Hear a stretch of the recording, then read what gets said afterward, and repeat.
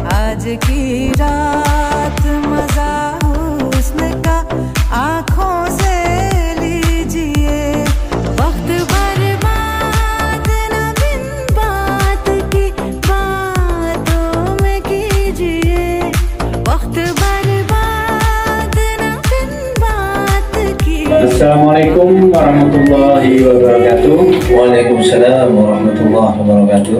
Selamat datang kembali di podcast Suara Dakwah Penyuluh Agama Islam Kantor Kementerian Agama Kabupaten Sidoarjo, berkhidmat untuk umat. Kali ini kita kedatangan narasumber dari Penyuluh Porong Sidoarjo. Beliau adalah pendiri Pondok Pesantren Tahfidzul Quran yang terletak di Gempol Sampurna, Desa Gempol Sampurna, Porong Sidoarjo.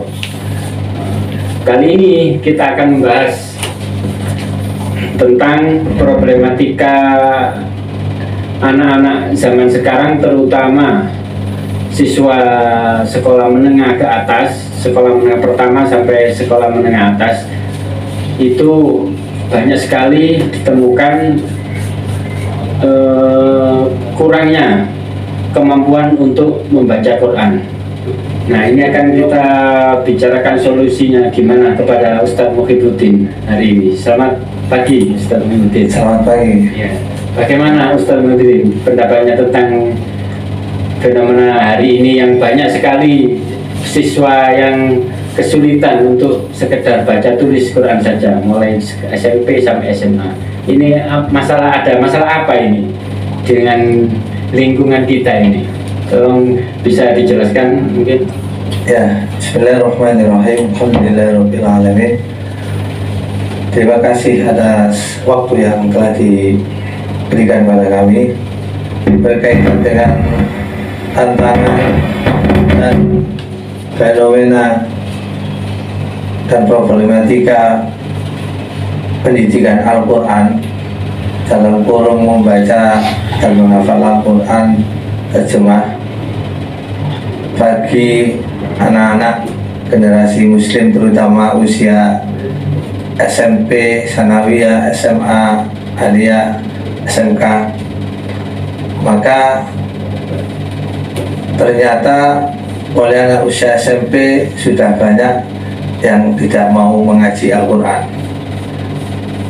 Sekalipun mereka juga ditemukan data banyak mereka yang secara kualitas kemampuan bacanya itu masih di bawah standar. Kemarin kita di salah satu SMP negeri, setelah di screening ada lebih dari anak kelas 7, anak baru itu 70% belum bisa baca Al-Quran secara baik. Belum lagi di tempat lain fenomenanya, intinya anak-anak sekarang lebih suka pegang gadget, lebih betah pegang HP atau alat digital lainnya daripada pegang Al-Quran, apalagi baca Al-Quran. Nah, itu fenomena yang perlu kita sikapi dan carikan solusi.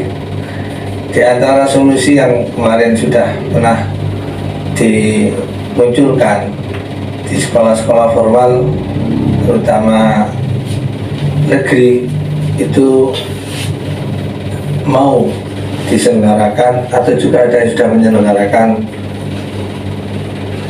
bulog atau ekstra BTQ, baca tulis Al-Quran.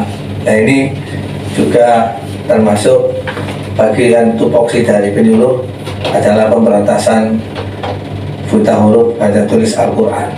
Kita sebagai penyuluh harus punya kepedulian dan kepekaan, dan juga harus bisa mengawal pendidikan Al-Quran, pemberantasan baca tulis Al-Quran di sekolah formal. Yang pasti mereka ya mulai kecil, namanya umat Islam pasti sudah belajar mulai TK sampai SD baca tulis Al-Quran. Tapi kenyataannya di SMP dan ke atasnya banyak yang belum bisa baca Al-Quran secara baik. karena tidak bisa baca Al-Quran secara baik, akhirnya mereka malas untuk bisa berinteraksi atau membaca Al-Quran, melafadzkan Al-Quran setiap hari. Padahal membaca Al-Quran utamanya adalah memberikan keberkahan, dalam arti memberikan aneka kebaikan yang dibutuhkan oleh mereka dalam menjalani kehidupan. Bisa dibayangkan, dan jika mereka tidak pernah berinteraksi atau membaca Al-Quran, berarti mereka kehilangan satu sisi faktor kebaikan dalam kehidupannya, atau yang bisa mendatangkan kebaikan dan keberkahan bagi kehidupannya. Ini jadi perlu kita, jadi kita penyuluh perlu ada kepedulian dan juga bimbingan kepada, baik secara kelembagaan kepada lembaga formal dan juga kepada guru-guru dan juga kepada para peserta didik untuk terus menginspirasi, memotivasi agar mereka terus bergaul, berinteraksi dengan Al-Quran setiap hari, baik dalam bentuk membaca atau dalam bentuk yang lainnya. Oke. Terus bagaimana ini mungkin solusi dari Ustaz Muhibin untuk istilahnya memaksa mereka untuk belajar Quran? Apakah ada cara, mungkin ada regulasi dari pemerintah atau sekolah untuk tadi itu memaksa mereka untuk belajar Al-Quran lebih intens lagi? Bagaimana solusinya? Di antara solusi yang mungkin bisa kita kembangkan untuk menangani hal-hal tersebut adalah, satu, harus berupa kebijakan dari atas ke bawah, artinya ke lembaga. Di antara mungkin kebijakan pemberlakuan seperti contoh di kabupaten yang lain, anak tamat SMA sertifikat bisa baca tulis Al-Quran. Itu nanti pelaksananya di lapangan, para pimpinan lembaga baik formal maupun non formal akan terus berusaha memberikan layanan pendidikan bagi anak-anak itu. Itu sudah terjadi di kabupaten mana? Kabupaten Pasuruan. Itu sudah ada ya, aturan itu ya. Jadi kayak peraturan kebijakan itu akhirnya TPQ dan juga Diniyah sebagai lembaga non formal bermitra dengan pendidikan non formal kayak SMP. Lembaga formal menerima hasil pendidikan dari pendidikan non formal berupa sertifikat telah anak ini telah menempuh pendidikan baca tulis Al-Quran di usia dasar SD. Ketika di SMP, nanti pengembangannya kalau sudah bisa baca, istilahnya banyak program-program yang bisa dikembangkan di situ nanti.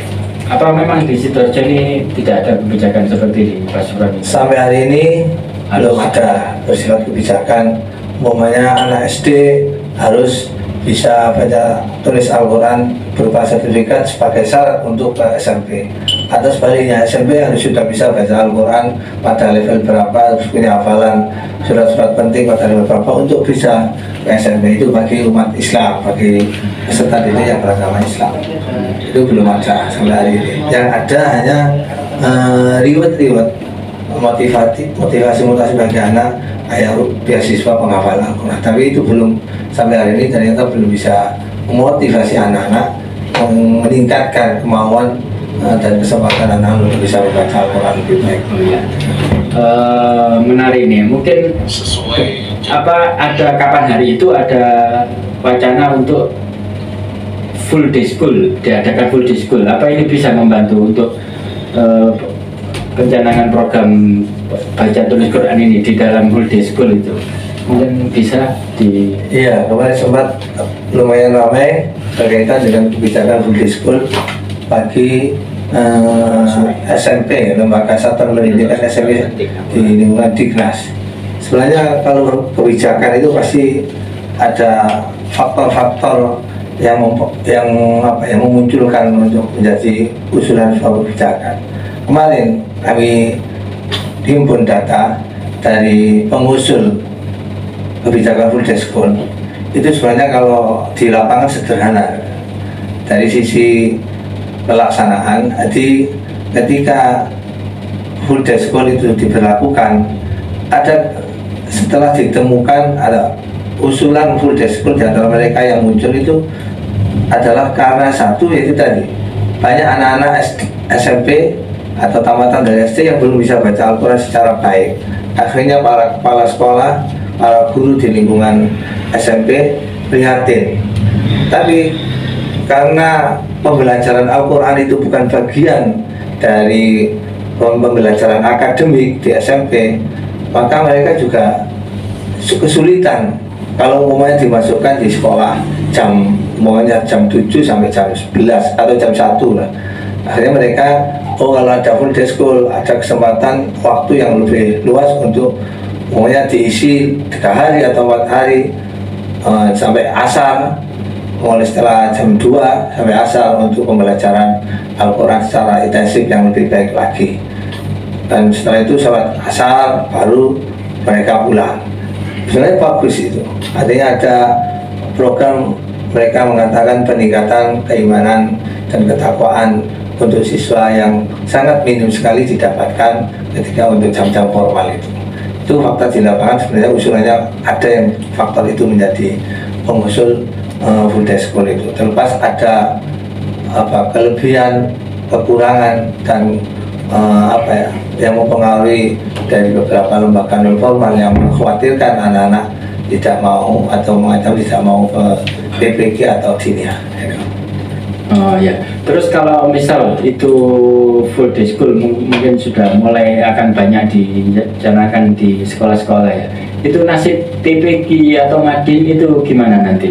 Apa bisa dikolaborasikan? Sebenarnya kalau bisa sinergi dan komunikasi, kolaborasi antara pendidikan non formal yakni TPG dan diniyah dengan pendidikan formal dalam bentuk program peningkatan kemampuan baca Al-Quran bagi generasi atau peserta didik usia SMP ke atas, itu sangat baik sekali.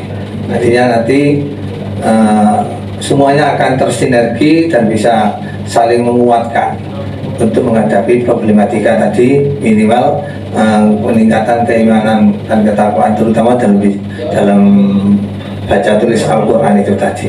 Jadi kalau memang bisa sinergi, umpamanya kebijakannya ada, pelaksanaannya teknis di lapangan, nanti guru-guru Al-Quran itu disuruh ngajar anak-anak yang di sekolah formal itu. Nah, anak-anak itu kan atau orang tua juga kalau sudah yang formal yang berbicara pasti akan mau nggak mau tadi wajib mengikuti.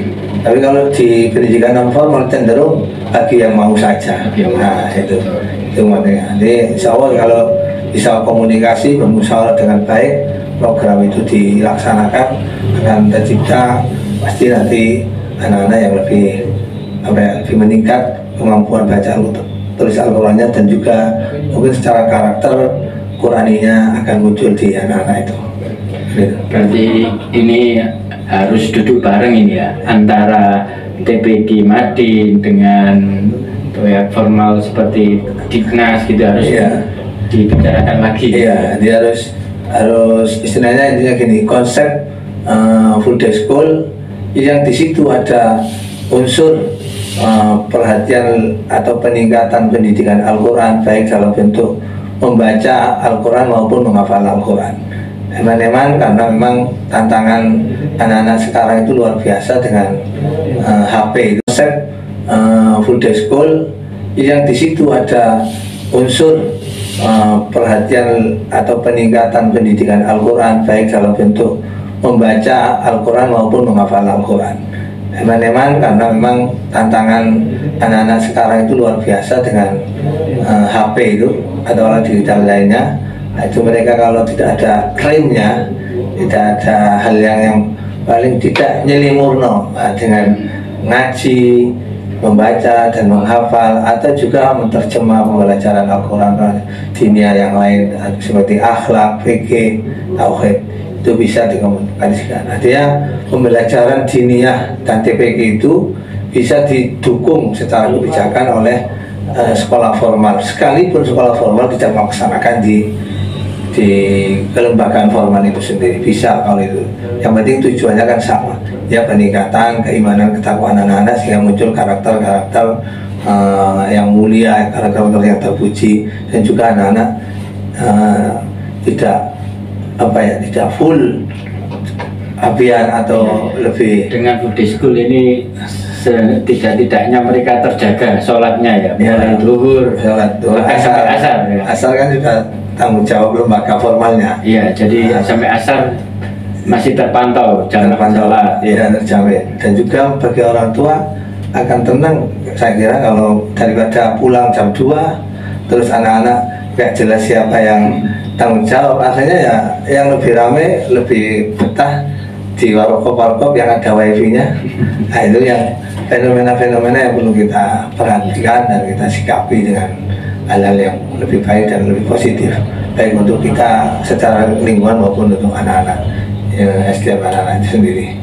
Ini itu, jadi ya menarik sekali ini. Mungkin akan lebih baik lagi usul seperti yang diungkapkan tadi dari Ustadz Muhib akan sampai kepada pihak stakeholder istilahnya yang berwenang untuk menangani permasalahan ini ya, yaitu anak-anak yang minim sekali untuk kemampuan baca tulis Qurannya, terutama di usia SMP. lulus dari SMP. Ya, di usia SMP, usia sanawiyah itu memang eman kalau anak-anak yang memang secara psikologi kan mereka waktunya diisi oleh ilmu pengetahuan dan penalarannya sudah meningkat, perlu diisi dan dihiasi dengan materi-materi keagamaan yang memang sangat dibutuhkan untuk kehidupan mereka.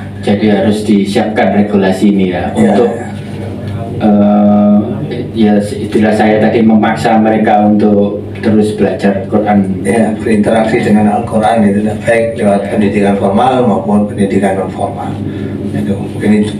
Terutama harapan kami sebagai praktisi pendidikan Al-Quran dan guru membaca dan menghafal Al-Quran itu memang sangat butuh terhadap itu, baik di sekolah non formal kayak TPI, Madin, dan juga apalagi pondok pesantren.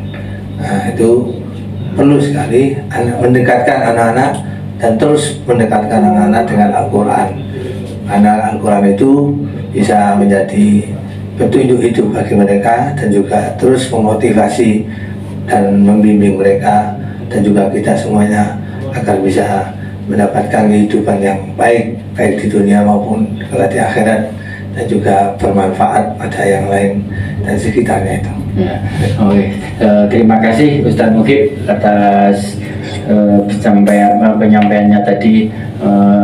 Demikian dari kami Pak Penyuluh Porong Sidoarjo. Jangan lupa like, komen, dan subscribe IPARI Sidoarjo dan Pok Jalu Kabupaten Sidoarjo. Wassalamualaikum warahmatullahi wabarakatuh.